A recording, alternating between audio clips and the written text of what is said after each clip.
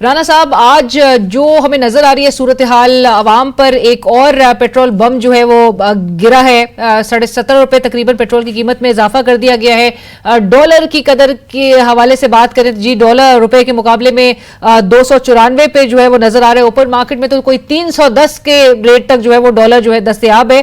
क्या इन हालात को देख के अगेन एक ही सवाल पूछा जा सकता है कि पीडीएम हुकूमत आपकी क्या लेगेसी छोड़ के गई है, और ये पॉलिसीज का ही एक कॉन्सिक्वेंसेज अवाम ने भुगतना है, बर्दाश्त करना है, और ये कब तक बर्दाश्त करना है? बिस्मिल्लाहिर्रहमानिर्रहीम। देखिए, बिल्कुल मुश्किल वक्त है मईशत के ऊपर, और ये अगला एक साल जो है आपको एसपीए की एग्रीमेंट जो है उसको मुकम्मल करना है। फिर मुमकिन तौर पे जो नई हुकूमत आएगी उसको एक और आईएमएफ प्रोग्राम में जाना है, जो कि रिफॉर्म फील्ड होगा पहला साल जब भी हुकूमत आएगी। लेकिन जहां तक पेट्रोल की बात है, मैं तो बड़ा कैटेगोरिकली इसको कहूंगा कि पेट्रोल की कीमत पे हुकूमत का कोई कंट्रोल नहीं है। अगर आलमी मंडी में कीमत बढ़ती है तो उसका इम्पैक्ट आपकी कीमतों में रिफ्लेक्ट होता है, और इसी तरह अगर डॉलर का रेट जो है वो बढ़ता है, रुपया डीवैल्यू होता है, तो उसका भी इम्पैक्ट जो है वो पेट्रोलियम प्राइसेस पे आता है। वो उसी तरह ही कैलकुलेट होती है। तो ये इसके ऊपर कोई मैकेनिज्म नहीं है कि हुकूमत जो है वो इसकी कीमतों को, अगर बाहर मंडी में आलमी मंडी में कीमतें बढ़ रही हैं तो यहाँ जो है वो उनको कम कर सके। बट राणा साहब, कता कलामी की माफी, लेकिन रीजन में ही अगर दीगर ममालिक पे नजर दोहराई जाए, आपको लगता है कि ग्लोबल प्राइसेस का जो इम्पैक्ट है वो उन ममालिक पे नहीं होता जहां पर इन्फ्लेशन की बात आती है? हमारे यहाँ पे इन्फ्लेशन नंबर्स ऑलमोस्ट 30% तक पे हम अप्रोच कर रहे हैं। दीगर ममालिक में इंडिया की मिसाल उठा ले, श्रीलंका उठा ले, बांग्लादेश उठा ले, लेस देन 10%, 10% से कम है उनकी इन्फ्लेशन। आपको श्रीलंका की भी मिसाल पता है, गुज़िश्ता साल उनकी कोई 70% तक उनकी इन्फ्लेशन चली गई थी। किस तरह से वो दे ब्रॉट इट डाउन, और पाकिस्तान ही मतलब इन प्राइसेस से इम्पैक्ट इस हद तक संगीन तरीके से इम्पैक्ट ले रहा है इसका? देखिए, उसकी जो मेजर वजह है वो रुपए की डिवैल्यूएशन है, और रुपए की डिवैल्यूएशन इसलिए होती है क्योंकि आपके पास डॉलर्स की शॉर्टेज होती है। डॉलर्स की शॉर्टेज इसलिए है कि आपका जो ट्रेड इंबैलेंस है वो बहुत हद तक इंपोर्ट दुगनी बल्कि 2.5 गुना पे है आपकी एक्सपोर्ट से। तो जब तक ये करेक्शन नहीं होती एक मीडियम या लॉन्ग टर्म के अंदर, आप देखेंगे कि आपके रुपए पे प्रेशर बरकरार रहेगा। इसके लिए देखें, शॉर्ट टर्म में तो हमने रिजर्व्स बिल्ड कर दिए। आईएमएफ का वो रास्ता था कि आईएमएफ की डील होती तो आप अपने रिजर्व्स बिल्ड कर सके, वो हमने किए। हम तकरीबन स्टेट बैंक के 8.5 और ओवरऑल पाकिस्तान के 14 अरब डॉलर पे रिजर्व्स छोड़ के गए हैं। लेकिन इस पे अभी ये मीडियम टर्म पे काम होने की जरूरत है। आपको अपनी एक्सपोर्ट्स बढ़ानी है, आपको रिमिटेंसेस को बढ़ाना है, आपने अपनी इंपोर्ट सब्स्टिट्यूशन करनी है। ये जब तक बैलेंस नहीं होती चीजें, तो आप तब तक हमारी जो करेंसी ओवरऑल है वो डीवैल्यूइंग करेंसी रहेगी। तो उसकी वजह से एक इन्फ्लेशन अजाफी जो है वो हमें देखने को मिलती है। तो ये सारा मामला है। हमने अपनी हुकूमत में देखें, हमने फायर फाइटिंग की, हमें जो एक लेगेसी के ऊपर कोई 18 अरब डॉलर का करंट अकाउंट डेफिसिट मिला, आईएमएफ का मुआहदा तबाहशुदा मिला, तो हमने वहां आईएमएफ के मुआहदे को बहाल किया। पर राणा साहब, विलिंगली आप लोग ने हुकूमत का चार्ज संभाला था। गुज़िश्ता 16 माह कबल आप लोग ने सब कुछ जानते हुए ही आपने ये चार्ज लिया था। नहीं, देखें, 16 माह में हम जो एक फैक्टर होता है आपका जो प्रेशर पड़ता है, हमने तो करंट अकाउंट डेफिसिट को तकरीबन 80% रिड्यूस कर दिया। बेशक आपकी इंपोर्ट कंप्रेशन के थ्रू वो रिड्यूस हुआ, एक्सपोर्ट्स बढ़ा के या रेमिटेंसेस को बढ़ा के नहीं हुआ, वो आपकी इंपोर्ट्स कम करके हुआ। लेकिन हमने ओवरऑल इम्बैलेंस को तो दुरुस्त किया।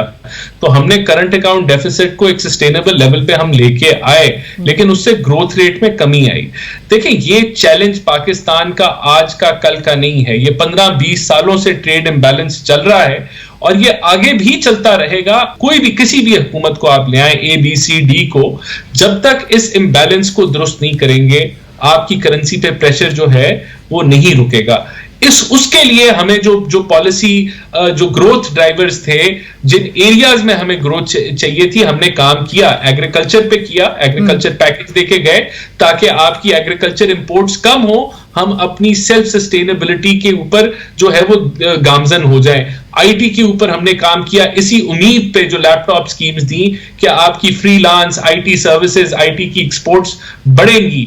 आपके जो और राणा साहब, लेकिन हमारे चैलेंजेस इससे कहीं ज्यादा हैं। आम आदमी आपसे एक्सपेक्ट करता था कि आप रिलीफ देंगे। इस वक्त अगर ऑलमोस्ट 30% पे हमें महंगाई की शरह नजर आ रही है। आपने चार्ट जब संभाला था यही महंगाई की शरह 13.7% पर थी।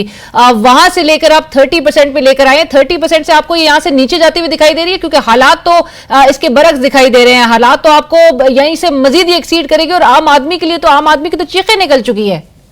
देखें, जो इंटरनेशनल फाइनेंशियल इंस्टीट्यूट्स हैं उनकी प्रिडिक्शन है, मैंने पढ़ी थी कि अगले फाइनेंशियल ईयर के बाद, इस करंट हाजिर फाइनेंशियल ईयर के बाद हम इन्फ्लेशन को 10% से नीचे देखेंगे।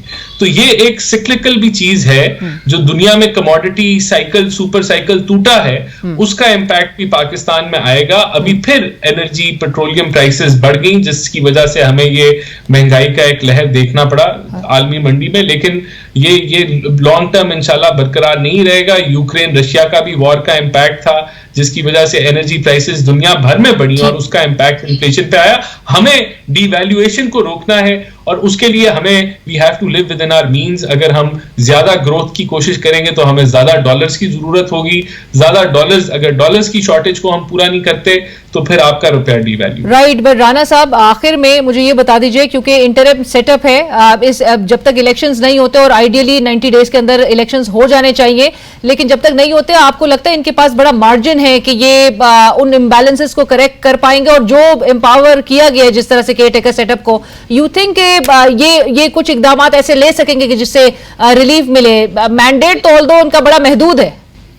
देखिए, रिलीफ तो अगर आपने कर्जा लेके रिलीफ देना है तो वो रिलीफ नहीं है, वो फील गुड फैक्टर है जो चंद हफ्ते या चंद महीने रहेगा, लेकिन आपको उसकी दुगनी कीमत अदा करनी होगी।